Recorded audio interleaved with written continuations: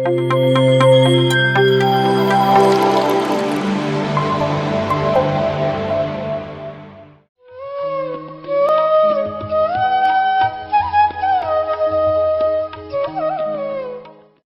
ಕನ್ನಡ ವಾಹಿನಿಯ ಎಲ್ಲ ವೀಕ್ಷಕರಿಗೂ ಆತ್ಮೀಯ ಸ್ವಾಗತ. ಬ್ರಹ್ಮಶ್ರೀ ಪಿತಾಮಹ ಪತ್ರಿಜಿ ಹಾಗೂ ಗುರುಮಾತಾ ಸ್ವರ್ಣಮಾಲಾ ಪತ್ರಿಜಿ ಅವರಿಗೆ ವಂದಿಸುತ್ತಾ ಧ್ಯಾನ ವಿತ್ ಡಾಕ್ಟರ್ ಕಾರ್ಯಕ್ರಮಕ್ಕೆ ಎಲ್ಲರಿಗೂ ಆತ್ಮೀಯ ಸ್ವಾಗತ. ನಾನು ಡಾಕ್ಟರ್ ಮಮತಾ. ಇವತ್ತು ನಮ್ಮ ಜೊತೆ ಒಬ್ಬ ವಿಶೇಷ ಅತಿಥಿ ಇದ್ದಾರೆ. ಅವರು ಡಾಕ್ಟರ್ ಭಾಗ್ಯವತಿ, ಮಕ್ಕಳ ಮನೋವೈದ್ಯರು. ಇವರು ವಿದ್ಯಾಭ್ಯಾಸವನ್ನು MD ಮತ್ತು DM ಅನ್ನು ನಿಮ್ಹಾನ್ಸ್ ಇನ್ಸ್ಟಿಟ್ಯೂಷನಲ್ಲಿ ಮುಗಿಸಿದ್ದು, ಪ್ರಸ್ತುತವಾಗಿ ಮಂಡ್ಯ ಮೆಡಿಕಲ್ ಕಾಲೇಜಲ್ಲಿ ಮನೋವೈದ್ಯಕೀಯ ವಿಭಾಗದಲ್ಲಿ ಪ್ರಾಧ್ಯಾಪಕರು ಹಾಗೂ ಮುಖ್ಯಸ್ಥರಾಗಿ ಸೇವೆ ಸಲ್ಲಿಸುತ್ತಿದ್ದಾರೆ. ಡಾಕ್ಟರ್, ಕಾರ್ಯಕ್ರಮಕ್ಕೆ ತಮಗೆ ಆತ್ಮೀಯ ಸ್ವಾಗತ. ಧನ್ಯವಾದಗಳು. ಮಕ್ಕಳ ಪೋಷಣೆ, ಪೇರೆಂಟಿಂಗ್, ಇದು ಈಗಿನ ಜನ್ರೇಷನಲ್ಲಿ ಒಂದು ತುಂಬ ಮುಖ್ಯ ಪಾತ್ರ ವಹಿಸುತ್ತೆ. ನೀವು ಒಬ್ಬ ಮಕ್ಕಳ ಮನೋವೈದ್ಯರಾಗಿ ಈಗಿನ ಜನ್ರೇಷನಲ್ಲಿ ಪೇರೆಂಟಿಂಗ್ ಅನ್ನೋದು ಎಷ್ಟು ಇಂಪಾರ್ಟೆಂಟ್ ಅಂತ ಹೇಳ್ತೀರಾ ಮ್ಯಾಮ್? ಹೌದು, ಇಂದಿನ ಪೀಳಿಗೆ ಮಕ್ಕಳು ಎಂದಿಗಿಂತಲೂ ಬೇರೆ ಆದ ವಾತಾವರಣದಲ್ಲಿ ಬದುಕ್ತಾ ಇದ್ದಾರೆ ಅಂತ ಹೇಳ್ಬೋದು. ಅದಕ್ಕೆ ಮುಖ್ಯ ಕಾರಣ ವೇಗವಾಗಿ ಬೆಳೀತಾ ಇರೋ ತಂತ್ರಜ್ಞಾನ ಮತ್ತು ಸ್ಪರ್ಧಾತ್ಮಕ ಜಗತ್ತು. ಹೀಗೆ ಬದಲಾಗ್ತಿರೋ ಸಮಾಜದಲ್ಲಿ ಈ ಥರ ಎಲ್ಲ ಒತ್ತಡಗಳು ಮಕ್ಕಳ ಬೆಳವಣಿಗೆ ಮೇಲೆ ನೇರವಾಗಿ ಪರಿಣಾಮ ಬೀರುತ್ತೆ. ಹಾಗಾಗಿ ಪೋಷಕರಿಗೂ ಕೂಡ ಅವರ ಪಾತ್ರ ಕೂಡ ಬದಲಾಗ್ತಾ ಇದೆ. ಹೀಗಾಗಿ ಮಕ್ಕಳು ಪೋಷಣೆ ಬಗ್ಗೆ ತಿಳ್ಕೊಳ್ಬೇಕಾಗಿರೋದು ತುಂಬ ಮುಖ್ಯವಾಗಿರುತ್ತೆ. ಅದಕ್ಕೆ ಮುಖ್ಯವಾಗಿ ಬೇಕಾಗಿರೋದು ಪಾಸಿಟಿವ್ ಪೇರೆಂಟಿಂಗ್ ಅಂತ ಹೇಳ್ತೀವಿ. ಅಂದರೆ ಮಕ್ಕಳನ್ನು ಪ್ರೀತಿಯಿಂದ, ಗೌರವದಿಂದ ಕಾಣುವಂಥದ್ದು. ಏನಾದರೂ ತಪ್ಪು ಮಾಡಿದಾಗ ಶಿಕ್ಷಿಸುವ ಬದಲಾಗಿ ಒಳ್ಳೆಯ ರೀತಿ ಮಾರ್ಗದರ್ಶನ ನೀಡುವಂಥದ್ದು ಇರ್ಬೋದು. ಜೊತೆಗೆ ಅವ್ರಿಗೆ ಭಾವನಾತ್ಮಕವಾಗಿ ಬೆಂಬಲ ನೀಡುವಂಥದ್ದು ತುಂಬ ಮುಖ್ಯ ಈಗಿನ ಕಾಲದಲ್ಲಿ. ಯಾಕಂದರೆ ಮಕ್ಕಳು ಎಷ್ಟೋ ಒತ್ತಡಗಳಿಗೆ ಒಳಗಾಗಿ ಹೊರಗಡೆ ಏನಾದರೂ ನಿರಾಶೆಗಳನ್ನು ಅನುಭವಿಸಿ ಬಂದಿರ್ತಾರೆ. ಅಂಥ ಸಂದರ್ಭದಲ್ಲಿ ನಾವು ಅವ್ರಿಗೆ ಕೋಪದಿಂದ ವರ್ತಿಸಿದಾಗ ಅವ್ರಿಗೆ ಭಾವನೆಗಳಿಗೆ ಬೆಂಬಲ ನೀಡದೇ ಇರೋ ಥರ ಆಗತ್ತೆ. ಸೊ ಅದು ಒಂದು ಇರ್ಬೋದು. ಜೊತೆಗೆ ಅವ್ರಿಗೆ ಸ್ವಾತಂತ್ರ್ಯತೆ ನೀಡುವಂಥದ್ದು. ಏನೇ ಡೆಸಿಷನ್ ಮಕ್ಕಳಿಗೆ ಬೇಕಾಗಿದ್ದರೂ ಮಕ್ಕಳನ್ನು ಅವ್ರನ್ನ ಒಳಗೂಡಿಸಿ ಅವ್ರ ಜೊತೆ ಡಿಸ್ಕಸ್ ಮಾಡಿ ಒಂದು ಡೆಸಿಷನ್ ತಗೊಳ್ಳೋ ಅಂಥದ್ದು ಇರ್ಬೋದು. ಜೊತೆಗೆ ಒಂದು ಮೌಲ್ಯಾಧಾರಿತ ಪೇರೆಂಟಿಂಗ್ ಅಂತ ಹೇಳ್ಬೋದು, ವ್ಯಾಲ್ಯೂ ಬೇಸ್ಡ್ ಪೇರೆಂಟಿಂಗ್ ಅಂತ ಹೇಳ್ತೀವಿ. ಮಕ್ಕಳಿಗೆ ಶಿಸ್ತು ಇರ್ಬೋದು, ಒಂದು ಸಂವೇದನಾಶೀಲತೆ ಇರ್ಬೋದು, ಒಂದು ಶ್ರದ್ಧೆ ಇರ್ಬೋದು, ಪ್ರಾಮಾಣಿಕತೆ, ಅವನ್ನೆಲ್ಲ ನಾವು ಮಕ್ಕಳಿಗೆ ನಮ್ಮ ವರ್ತನೆ ಮೂಲಕ ಅವ್ರಿಗೆ ತಿಳಿಸ್ಬೇಕೇ ವಿನಃ ಅದು ಹೇಳ್ಕೊಡೋದ್ರಿಂದ ಬರೋದಿಲ್ಲ. ಸೊ ಈ ಥರ ಒಂದು ಪೇರೆಂಟಿಂಗು ಈಗಿನ ಮಕ್ಕಳಿಗೆ ತುಂಬ ಮುಖ್ಯ ಅಂತ ಹೇಳ್ಬೋದು. ಪೋಷಕರು ಸಾಮಾನ್ಯವಾಗಿ ನೆಗ್ಲೆಕ್ಟ್ ಮಾಡೋವಂಥ ವಿಷಯಗಳು ಯಾವುದ್ಯಾವುದು ಡಾಕ್ಟ್ರೆ? ನಾವು ಪೋಷಕರಾಗಿ ಮಕ್ಕಳಿಗೆ ಎಲ್ಲ ರೀತಿ ವ್ಯವಸ್ಥೆನ ಮಾಡಬೇಕು. ಸೊ ಎಲ್ಲ ರೀತಿ ಗಮನಿಸಬೇಕು, ಅವ್ರಿಗೆ ಒಳ್ಳೆಯ ಶಿಕ್ಷಣ ಕೊಡಬೇಕು, ಒಳ್ಳೆಯ ವ್ಯವಸ್ಥೆನ ಕಲ್ಪಿಸ್ಬೇಕು ಅಂಥೇಳಿ ತುಂಬ ಒತ್ತಡದಲ್ಲಿ ಒಳಗಾಗ್ತೀವಿ.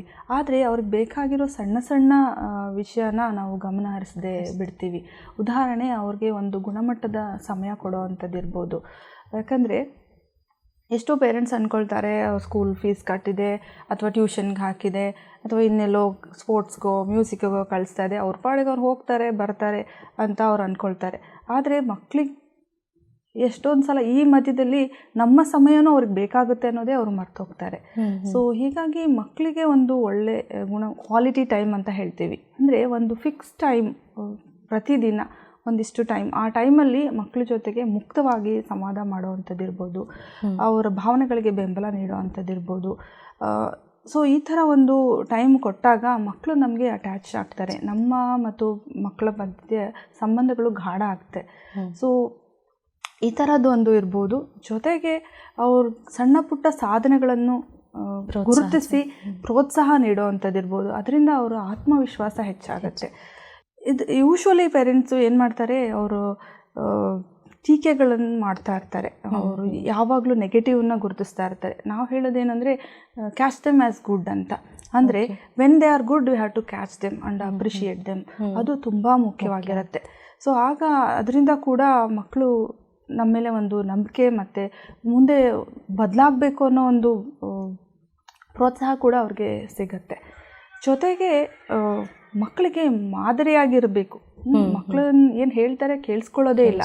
ಸೊ ಅವರು ಕೇಳೋ ಮುಂಚೆನೇ ಅವ್ರನ್ನ ಅಸ್ಯೂಮ್ ಮಾಡೋದು, ಇವನೇ ತಪ್ಪು ಮಾಡಿದ್ದಾನೆ, ನನಗೆ ಸುಳ್ಳು ಹೇಳ್ತಾ ಇದ್ದಾನೆ ಅನ್ನೋದು ಇರ್ಬೋದು. ಸೊ ಈ ಥರ ಒಂದು ನಡವಳಿಕೆ ಇರ್ಬೋದು. ಜೊತೆಗೆ ನಾವು ಹೇಳಿ ಮಾಡೋಕ್ಕಿಂತ ಮಕ್ಕಳು ನಮ್ಮ ನೋಡಿ ಕಲಿತಾರೆ ಅನ್ನೋದು ಮರ್ತೋಗ್ಬಿಡ್ತಾರೆ ಎಷ್ಟೊಂದು ಪೇರೆಂಟ್ಸ್. ಉದಾಹರಣೆ, ನಮ್ಮ ಮಕ್ಕಳು ಮುಂದೆನೇ ತಂದೆ ತಾಯಿ ಜಗಳ ಆಡೋದಿರ್ಬೋದು, ಅಥವಾ ತಂದೆ ತಾಯಿನ ಬ್ಲೇಮ್ ಮಾಡ್ತಾ ಇರ್ಬೋದು, ನಿನ್ನಿಂದಾನೇ ಇವನ್ನೆಲ್ಲ ಏನು ಶಿಸ್ತಿಂದ ನೋಡ್ಕೋತಾ ಇಲ್ಲ ಅನ್ನೋದಿರ್ಬೋದು. ಸೊ ಮಕ್ಕಳು ಮುಂದೆನೇ ಜಗಳ ಆಡೋವಂಥದ್ದಿರ್ಬೋದು, ಕುಟುಂಬ ಕಲಹಗಳು. ಸೊ ಹಾಗಿದ್ರೆ ಈಗ ಮಕ್ಕಳಲ್ಲಿ ಇದೆಲ್ಲ ಯಾವ ರೀತಿ ಪರಿಣಾಮ ಬೀರುತ್ತೆ ಮ್ಯಾಮ್? ಇದೆಲ್ಲ ಒಂದು ನೆಗ್ಲಿಜೆನ್ಸಿಗಳು ಯಾವ ರೀತಿ ಪರಿಣಾಮ ಬೀರುತ್ತೆ ಮಕ್ಕಳ ಮೇಲೆ? ಹೌದು, ಇದರಿಂದ ಮಕ್ಕಳ ಮನಸ್ಸು ಮೇಲೆ ತುಂಬ ಪರಿಣಾಮ ಬೀರುತ್ತೆ. ಹೇಗೆಂದರೆ ಮಕ್ಕಳಿಗೆ ಒಂದು ಸೆಕ್ಯೂರ್ ಅಟ್ಯಾಚ್ಮೆಂಟ್ ಅನ್ನೋದು ಬೆಳಿಬೇಕು. ಸೊ ಅದು ಈ ಥರ ಒಂದು ವಾತಾವರಣದಿಂದ ದೇ ಫೀಲ್ ಇನ್ಸೆಕ್ಯೂರ್. ಸೊ ಮನೆ ಅನ್ನೋದು ಒಂದು ಸುರಕ್ಷಿತ ಸ್ಥಳ ಅಂತ ಅವ್ರಿಗೆ ಅನಿಸೋದಿಲ್ಲ. ಸೊ ಹಾಗಾಗಿ ಆ ಸೆಕ್ಯೂರ್ ಅಟ್ಯಾಚ್ಮೆಂಟ್ನ ಬೇರೆ ಇನ್ನೆಲ್ಲೂ ಹುಡ್ಕೊಂಡು ಹೋಗ್ತಾರೆ. ಸೊ ಉದಾಹರಣೆ, ಪಿಯರ್ ಗ್ರೂಪ್ ಇನ್ಫ್ಲೂಯೆನ್ಸ್ ಆಗ್ಬೋದು. ಅವರು ಪಿಯರಿಂದ ಇನ್ಫ್ಲೂಯೆನ್ಸ್ ಆಗುವಂಥ ಸಬ್ಸ್ಟೆನ್ಸ್ ಎಷ್ಟೊಂದು ಮಕ್ಕಳು ಇದನ್ನು ತಗೊಳ್ಳೋ ಸರಿ ಹೋಗುತ್ತೆ, ನೀನೆಲ್ಲ ಕಾಮ್ ಆಗ್ತೀಯ ಅನ್ನೋ ಒಂದು ಇದಿರುತ್ತೆ. ಸೊ ಡ್ರಗ್ಗೆ ಅಡಿಕ್ಟ್ ಆಗುವಂಥದ್ದು ಇರ್ಬೋದು, ಅಥವಾ ಮೊಬೈಲ್ಗೆ ಅಡಿಕ್ಷನ್ ಆಗುವಂಥದ್ದು ಇರ್ಬೋದು, ಅಥವಾ ಎಷ್ಟೊಂದು ಜನ ರಿಲೇಷನ್ಶಿಪ್ ಪ್ರಾಬ್ಲಮಲ್ಲಿ ಸಿಕ್ಕಾಕೊಳ್ಳೋ ಅಂಥದ್ದು ಇರ್ಬೋದು. ಸೊ ಒಂದು ಮನೆ ಒಂದು ವಾತಾವರಣ ಸುರಕ್ಷಿತವಾಗಿಲ್ಲ, ಅಥವಾ ಅವ್ರಿಗೆ ಒಂದು ಗಾಢವಾದ ಸಂಬಂಧ ಬೆಳೆದಿಲ್ಲ, ಕನೆಕ್ಟೆಡ್ನೆಸ್ ಬಂದಿಲ್ಲ ಪೇರೆಂಟ್ಸ್ ಜೊತೆ ಅಂದಾಗ ಈ ಥರ ಎಲ್ಲ ಸಮಸ್ಯೆಗಳು ಅವರು ಎದುರಿಸಬೇಕಾಗತ್ತೆ. ನಾವು ಏನನ್ನ ಪರಿಹಾರನ ಹುಡುಕ್ಬೋದು ಮ್ಯಾಮ್? ಯಾವ ರೀತಿ ಪರಿಹಾರ ಇದಕ್ಕೆ ಸಿಗುತ್ತೆ ಅಂತ ಹೇಳ್ತೀರಾ ನೀವು? ಹೌದು, ಎಷ್ಟೊಂದು ಸಲ ಏನಾಗುತ್ತೆ, ಪೇರೆಂಟ್ಸು ಮಕ್ಕಳಲ್ಲಿ ಕೋಪ ಮಾಡ್ತಾನೆ, ಹಠ ಮಾಡ್ತಾನೆ, ಸರಿಯಾಗಿ ಓದ್ತಾ ಇಲ್ಲ, ಏನು ಫಾಲೋ ಮಾಡ್ತಾ ಇಲ್ಲ ಅಂತ ಕರ್ಕೊಂಡು ಬರ್ತಾರೆ. ಆದರೆ ಅವರು ಡೀಟೇಲಾಗಿ ವಿಚಾರಿಸಿದಾಗ ಗೊತ್ತಾಗುತ್ತೆ ಫ್ಯಾಮಿಲಿಲಿ ಎಷ್ಟೊಂದು ಪ್ರಾಬ್ಲಮ್ ಇರುತ್ತೆ. ಈವನ್ ಪೇರೆಂಟ್ಸ್ ಕೂಡ ಎಷ್ಟೊಂದು ಒತ್ತಡಕ್ಕೆ ಸಿಲುಕಿರ್ತಾರೆ. ಉದಾಹರಣೆ, ಈಗಿನ ಒತ್ತಡದ ಜೀವನದಲ್ಲಿ ಅವ್ರಿಗೆ ಸಮಯ ಕೊಡೋಕ್ಕೆ ಆಗದೇ ಇರ್ಬೋದು. ಸೊ ಹೀಗಾಗಿ ಪೇರೆಂಟ್ಸ್ ಕೂಡ ಒತ್ತಡದ ಜೀವನ ನಡೆಸ್ತಾ ಇರ್ತಾರೆ, ಅವರು ಭಾವೋದ್ವೇಗಕ್ಕೆ ಒಳಗಾಗ್ತಾ ಇರ್ತಾರೆ. ಅದಕ್ಕೆ ಅವರು ಏನು ಮಾಡ್ಬೋದು, ಒಂದು ಯೋಗ ಅಥವಾ ಮೆಡಿಟೇಷನ್ ಅವರು ಫಾಲೋ ಮಾಡ್ಬೋದು. ಸೊ ಧ್ಯಾನ ಅನ್ನೋದು ಅವ್ರಿಗೆ ತುಂಬ ಸಹಾಯ ಆಗುತ್ತೆ ಅಂತ ನಾನು ಹೇಳ್ಬೋದು. ಸೊ ಧ್ಯಾನ ಪೇರೆಂಟ್ಸ್ ಮಾಡೋದ್ರಿಂದ ಮಕ್ಕಳಿಗೂ ಹೆಲ್ಪ್ ಆಗುತ್ತೆ ಅಂತ ಹೇಳ್ತಾ ಇದ್ದೀರಾ.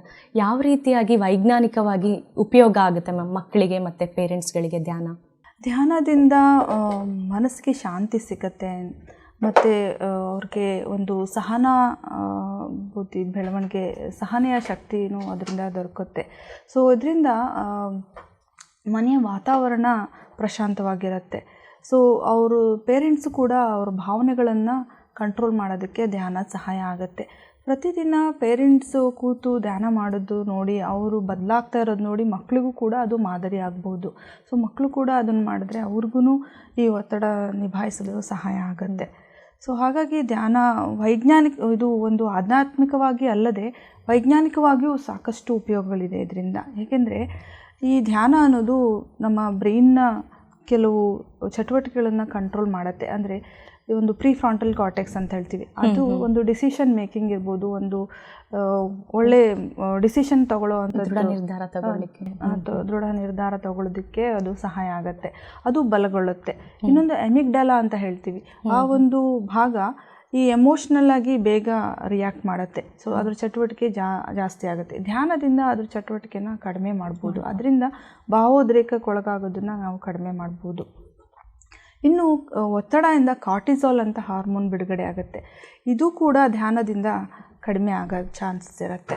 ಸೊ ಹೀಗಾಗಿ ಒಂದು ಧ್ಯಾನದಿಂದ ನಿದ್ರೆ ಮತ್ತು ದೈಹಿಕ ಆರೋಗ್ಯ ಕೂಡ ಸುಧಾರಿಸುತ್ತೆ. ಸೊ ಈ ಎಲ್ಲ ಒಂದು ವೈಜ್ಞಾನಿಕ ಉಪಯೋಗಗಳು ಧ್ಯಾನದಿಂದ ಆಗುತ್ತೆ ಅಂತ ಹೇಳ್ಬೋದು. ಹಾಗಾಗಿ ಬೋತ್ ಪಾಸಿಟಿವ್ ಪೇರೆಂಟಿಂಗ್ ಮತ್ತು ಧ್ಯಾನ ಎರಡೂ ಒಟ್ಟಿಗೆ ಸೇರಿದಾಗ ಓವರಾಲ್ ಬ್ಯಾಲೆನ್ಸ್ ಮಾಡೋದಕ್ಕೆ ಸಹಾಯ ಆಗುತ್ತೆ. ಪೇರೆಂಟ್ಸು ತಮ್ಮ ಭಾವನೆಗಳನ್ನು ಕಂಟ್ರೋಲ್ ಮಾಡೋದಕ್ಕಿರ್ಬೋದು, ಅಥವಾ ಮಕ್ಕಳ ಜೊತೆ ಒಂದು ಗಾಢವಾದ ಸಂಬಂಧ ಬೆಳೆಸೋದಕ್ಕೆ ಸಹಾಯ ಆಗೋದ್ರಿಂದ, ಮಕ್ಕಳು ಪೇರೆಂಟ್ಸ್ನ ಜೊತೆ ಕನೆಕ್ಟೆಡ್ ಬೆಳೆಸ್ಕೊಳ್ಳೋದ್ರಿಂದ ಈ ಧ್ಯಾನ ಅನ್ನೋದು ಒಂದು ಬ್ರಿಡ್ಜ್ ಅಂತಲೇ ಹೇಳ್ಬೋದು, ಪೇರೆಂಟ್ಸ್ ಪೋಷಕರಿಗೂ ಮತ್ತು ಮಕ್ಕಳಿಗೂ.